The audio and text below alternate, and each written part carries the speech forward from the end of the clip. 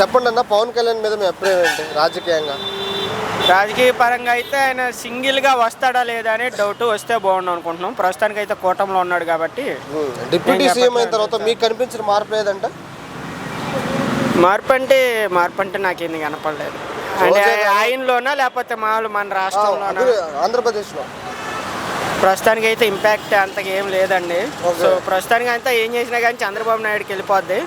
So ప్రభుత్వం వాళ్ళది కాబట్టి. ఏంటి ఆయనకి ఇచ్చిన శాఖలకి న్యాయం చేస్తున్నాడా?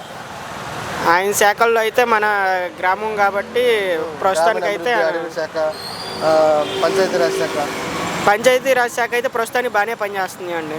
ఓకే, అక్కడ నుంచి రోజా గారు మొన్న ఒక కామెంట్ చేశారు ఆయన, పవన్ కళ్యాణ్ ఓజీ కాదు పెద్ద క్యాబేజీ, ప్రజల చెవులు క్యాబేజీలు పెట్టి మాయ మాటలు చెప్తున్నారు.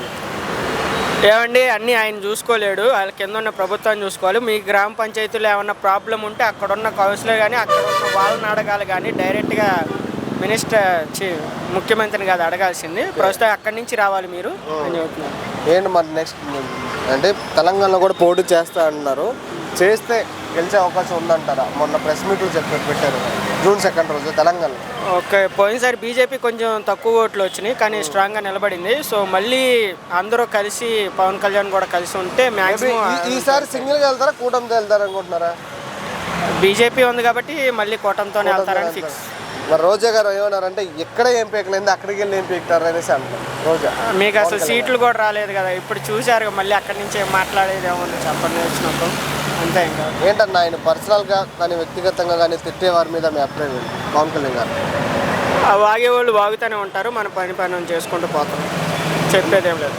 ఈ నెక్స్ట్ ఈసారి కానీ ఇక్కడ కానీ అక్కడ కానీ ఆయన సింగిల్గా పోటీ చేస్తే సేమ్ అయ్యే అవకాశం ఉందంటారా పవన్ కళ్యాణ్ గారు?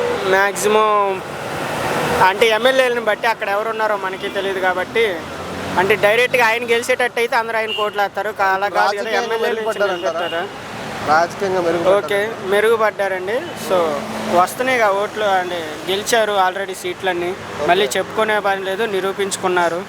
ప్రత్యేకంగా నిరూపించుకోవాల్సిన మళ్ళీ ఒక్క మాటలో పవన్ కళ్యాణ్ గారి గురించి చెప్పాలంటే ఇంకా రావాలి ముందలకి, ఆయన సొంతంగా నిలబడాలని కోరుకుంటున్నాను. ఓకే.